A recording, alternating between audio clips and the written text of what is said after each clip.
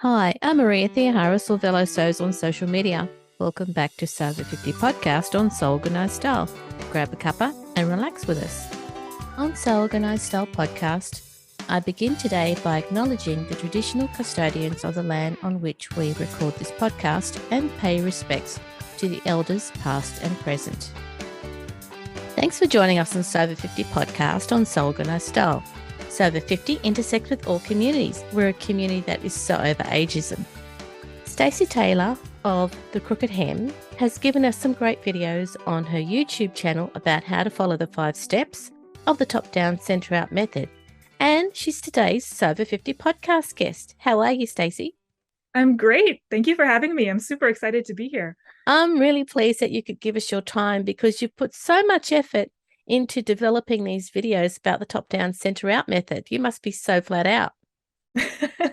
I've realized that it has taken me almost 2 months to put them all together, which was not my intention when I started. I thought this would be, this will take me a couple weeks and I'll be done. But I really went deep into all of the different aspects of the method with this intro series. So it took me a little bit longer than I thought, but it's been fun. The great part about what you've done, though, is, Ruth has come up with this method and she's now refined it so that it's 5 steps that people follow. But you've gone to the trouble of making sure that we've got these videos, which are an invaluable resource for people who are trying to get their head around, okay, I used to do it this way. I think I need to now try it another way so I can get a better result with pants fitting. I wanted to provide a free resource to the community. I was really inspired by everything that Ruth has shared. And of course, she shared it all for free as well. So I wanted to basically provide a companion resource for people who wanted to see a visual or like a live demonstration of everything that's on her Instagram. So I'm really excited that it came together so well. Yeah. Oh, look, you've done an excellent job. Thank you. And just so listeners know, I've started going through the videos and I am determined to give this a try because I now have a better understanding about the levers of what you need to look at when it comes to pants fitting. Not what you used to look at, but now it's a different way of looking at it. And it's from an engineering point of view. Yeah, that was what struck me at first about this method as well, is that it was such a different perspective on fitting. And, I'm someone who has spent many years studying all of the popular fitting books and all the fitting advice online and watching all the YouTube videos. And it all kind of boils down to the same approach, which is you have to redraft the pattern and you have to look at drag lines and really kind of use that as your guide for when you're fitting. But Ruth's approach, top down, center out, really says there's another way. There's this other path forward. And that to me was such a fresh take on fitting that I knew I had to try it. I had to really experience what that other path towards a successful fit was like. For me, it was a really transformative experience. It really changed the way I think about my body and fitting and sewing. And that's always really cool when that happens. Oh, it is. And you're right. This particular method, like with all methods, it's not about what your shape is, but it's making the fabric and the pattern fit you.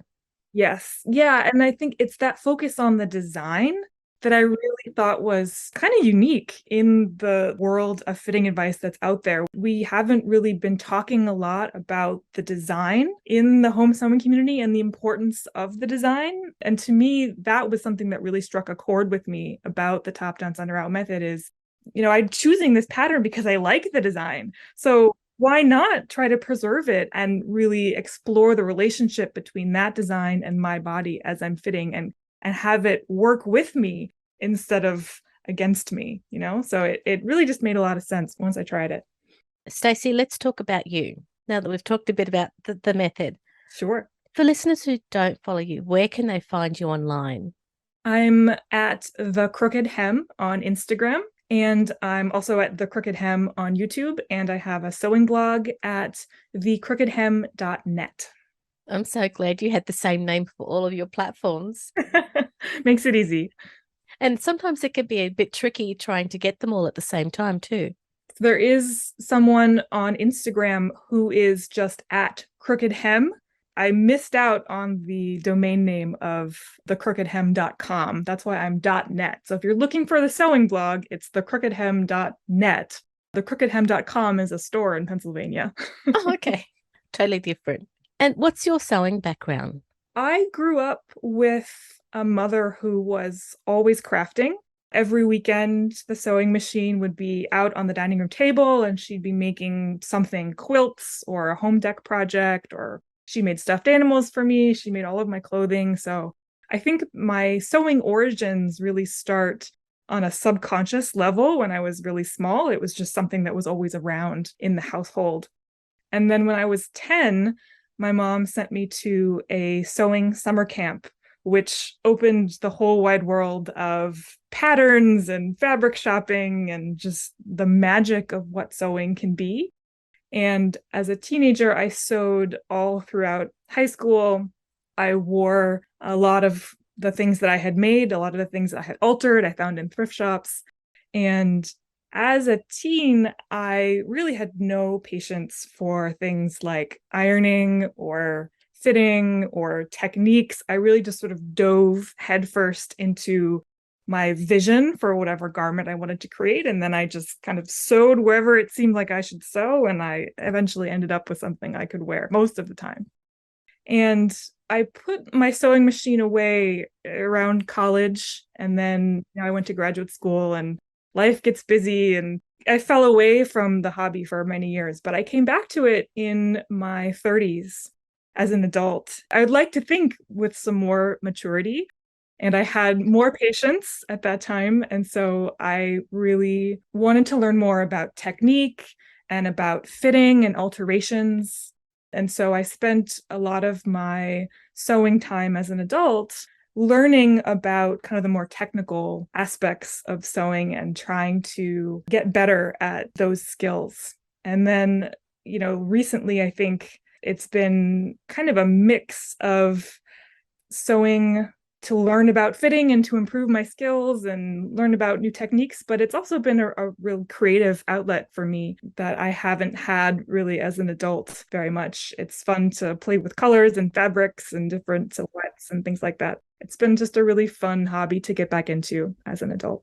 When you're a teen and you're growing up in the main, you don't have to do as many fitting changes to patterns because you've got a developing body. Whereas as a mature adult, there are more changes you've got to do because you've developed. So it's kind of nature. Yeah. The other thing that I've been thinking about recently, and this was actually something I talked to Ruth Collins about the other day, was that, my mom and her mother, who also sewed, they didn't do a lot of fitting alterations. This wasn't part of their sewing practice. And when I came back to sewing as an adult and I kind of discovered this wide world of fitting advice on Instagram and YouTube and all these books, I kind of thought, wow, this is something that I just completely missed or didn't care about or didn't notice as a kid. But I think it was also the way that I was taught. I was taught by someone who fitting for my mom wasn't really the focus. She would sometimes, tweak the length or the circumference of something, but she wasn't doing all of these different body part adjustments.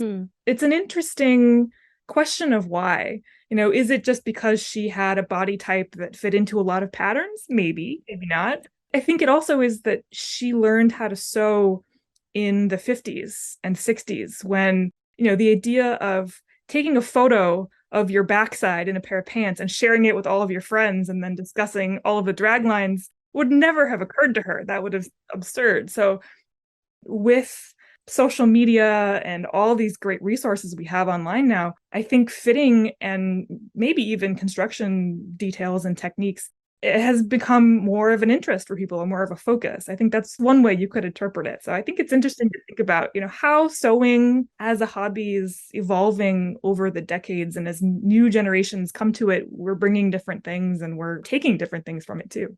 So you're right. In the 50s and 60s, you probably wouldn't have talked about fit. Yeah, maybe not to the same extent as you would now. I think the garments are also a little bit different in the 50s, right? Trousers were designed a little differently. The shapes and styles were looser. We didn't have stretched fabrics back then as much as we do now. So I think there's a lot of factors that go into it, but it's really interesting to think about how we've evolved to think about what's important to us and how we relate to this hobby of ours. Yeah, good points. Okay, thank you for sharing all of that. Yeah. You've now published 10 videos about the top-down, center-out method. That's a lot of work. It is. Yeah. And it's been a lot of fun, though. I will say it's sometimes felt like I'm learning something new every time I make a video, which can be frustrating, but it ultimately, I think, has been a really valuable experience for me. I'm a science communicator and a teacher, in my day job.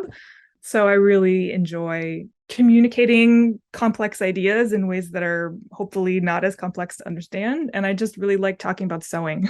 So it's been super fun. yeah, so you've done 10 videos, you've had a lot of views, and you've had quite a few comments. Are there any that stand out that you'd like to talk about? I think the method itself for a lot of people is fairly straightforward once you try it and you walk through the steps. There's a fairly defined workflow. I think what's challenging for anybody is understanding how this pattern that you chose relates to your unique 3D body.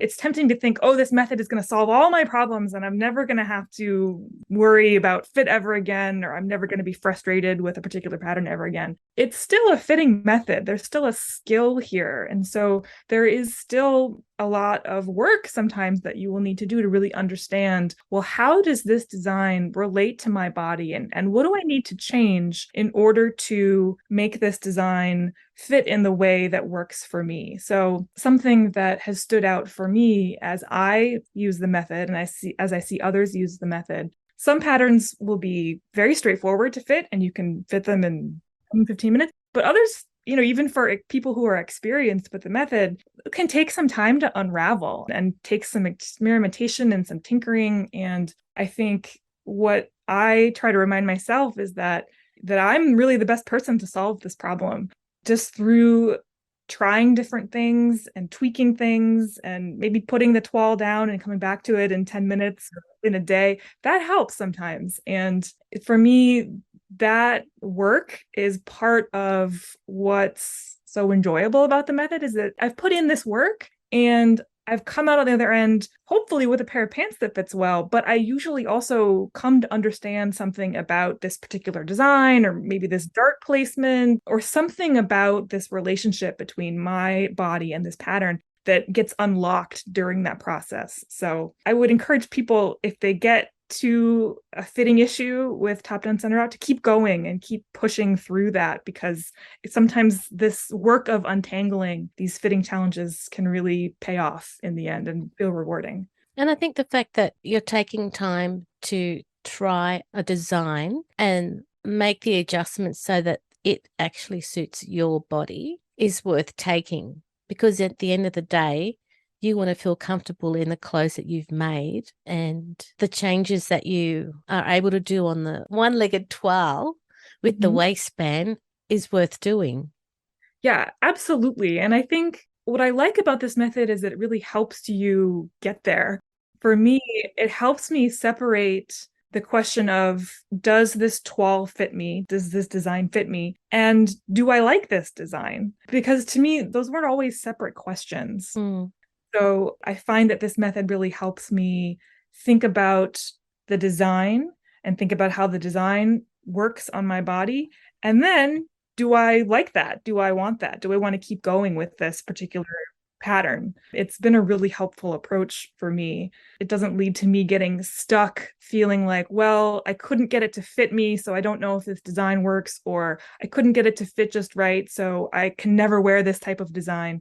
I'm not stuck on those roadblocks with top down, center out like I was with other methods. For people who live in urban areas, we've got the opportunity to go to a store and try a style and then decide if it's going to work on us, and then we can go home and make it. If you live in a rural or a remote area, you don't have that opportunity. So using a method like this allows you to have that time to try a pattern, the top down, center out method, and then figure out, okay, it fits. but it doesn't suit me. So I'm not going to spend another 8 hours cutting good fabric and making it. This method gives us as a sewer the opportunity to try a design if we haven't tried it before and see if it's really going to work for us. Yeah, I found that I am much more curious about different designs now that I am more confident that that design could fit me. And I'm a little bolder in the things that I'll try because I have a little more faith that, well, let's try it. Let's see. It's not going to be this, emotional roller coaster or this demoralizing experience to fit it. If I can get it to fit me, then let's try it and see. So I've been enjoying that approach. Oh, good. Have any comments or issues come up that you've now shared with Ruth? Nothing that I think Ruth wasn't already kind of aware of. I think, like I said before, I don't think there are any particular issues with the method. I think some amount of experimentation and just trying things is part of the process of fitting, no matter what method you choose. But one of the things that has come up that I've talked to Ruth about is the topic of how to support and maintain the discussion and the community around this method. Right now, most of the discourse and most of the new information is all on Instagram because it's anyone who follows Ruth Collins and who follows the top down, center out hashtag. That's where the community is. And it makes sense. I think Instagram makes a lot of sense as sort of the main platform for the community. But not everyone who sews is on Instagram. Yeah. And for better or worse, Instagram is a constantly changing platform. So who knows what the future will hold for that app. So, I think one of the questions for all of us is what's the best way to have conversations, to share information, and to build a community of people who are supporting each other in using top down, center out. And I think that will evolve as time goes on. And I'm excited to see what's in store for us for the future. But that is something that has come up as I've been posting videos and getting comments and talking to Ruth. And, there's, I think, a lot of momentum behind this fitting method now. And there's a lot of discourse that we're having in different places. And it'll be interesting to see what happens next. In the SewOver50 community, it was Tomasa and Janine who started to use the top-down, center-out method and share that within the community. And the feedback that they got was really positive. So I know that in the SewOver50 community, that discussion has already started, and I think it's continuing. So hopefully in other communities, they can find their space using this method and just giving it a try and just experimenting, as you said. Yeah, absolutely.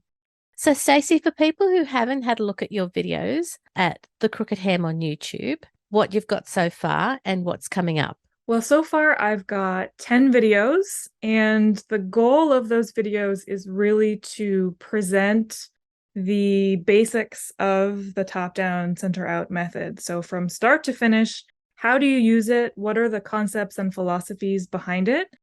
And a couple of variations that you could try depending on what kind of patterns you're using. In the future, I'm thinking about the best way to move forward, but I think what I'd like to do for my next series is focus more on how I apply top down, center out to the different projects that I'm working on. So it'll be more of a deep dive into, I have this particular pattern, it's got these design elements, and this is how I think about top down, center out when I'm thinking about a pattern like this. These are the choices that I made, and this is the way I thought about it. And not that everyone needs to make the same choices as I do, but as an example of how one person applies the method to a particular design. I know I've gotten a lot of requests to cover how to use top down, center out with jeans that have a yoke, for example, or with pants that have no side seam, or with jumpsuits. There's so many different design variations and design elements that I think top down, center out can be adapted for. So I'm really excited to dive into some of those projects myself, because I personally I need more pants and trousers in my wardrobe. but I also am excited to take the audience along with me for that journey. The fact that you did a particular video on the elastic waistband, was that because you were asked? Yeah, how did that come about? Yeah, I have seen that as a very common question, that once someone understands the basics of the method, that's a natural next step. I think when we are talking about the foundation of the method or understanding how to use it, generally we're talking about a pattern that has a straight waistband and it's a relaxed fit and it's sort of a classic trouser pattern. But these days, I don't know if I can speak for everyone else, but I'm mostly making elastic waist pants patterns, and I know I'm not alone. So that's a popular question. So I wanted to have a specific video that addressed that design variation so that anyone who wanted to get started and was thinking about using an elastic waist pattern could dive right in. Before we finish, what advice would you give someone who hasn't started their journey to try the top-down, center-out method? I think my advice would be to study the method carefully. And for the first pattern that you choose, pick something that you're excited about and that you really want to make, and then work within the workflow of the method. I think a lot of people who are new to the method maybe don't trust it yet, which is understandable. It's very different from what we're used to. I see a lot of times there's a temptation to combine this method with other types of adjustments straight away. And I was tempted to do this too. So I certainly understand the temptation, but I think the method can work truly on its own. And so I think for the first time around, I would recommend anyone stick to the guidance from the method and really take your time. Experiment with the fit once you have your one-legged toile. For me, I had to fit over a couple of different sessions the first time I used it and really try things, be curious. Don't be afraid to pin your toile with more ease than you think and see how that works for you. Because it's that experimentation that I think really, for me, led to unlocking some of the mysteries of the particular design that I chose. So don't be afraid to experiment. And, the last piece of advice I would say is fitting is a skill like any other skill, and it takes time and it takes practice and it takes patience sometimes. So I always need to remind myself when I'm fitting that I'm practicing a skill and that I should be patient and kind with myself. So that'd be my advice to anyone else too. Stacey, thank you so much for coming onto the podcast to talk about the videos that you've developed for top-down, center-out method. But more importantly, thank you for being on the podcast, because I know you're a busy person, and this has been a really invaluable session that I know listeners are going to enjoy listening to again and again. Thank you so much, Maria. It's been such a pleasure to be on the podcast. I'm so excited that you invited me, and just thank you so much. It's my pleasure, Stacey. And as I said, so honored to have met you. So thank you. Same here. Same here. This episode, for SewOver50 podcast on Organised style, was produced by me, Maria Thea Harris, with permission of Stacey, sound by bensound.com. Listeners, if you want to provide a guest post for SewOver50, make sure you direct message Judith and Sandy at the SewOver50 account on Instagram. Also, keep an eye out for the next Sew50 Live event that Bird and Molly are hosting. Remember, these SewOver50 Live events will always be available on the SewOver50 account. You can subscribe to Organised Style Podcast, but with an S, not a Z, on all good podcast apps. Make sure you go back and listen to our free SewOver50 podcast archive. And if you can, consider supporting the production of this podcast on Patreon so I can keep producing it for you. We look forward to joining you in your sewing room next time. Stay safe, everyone.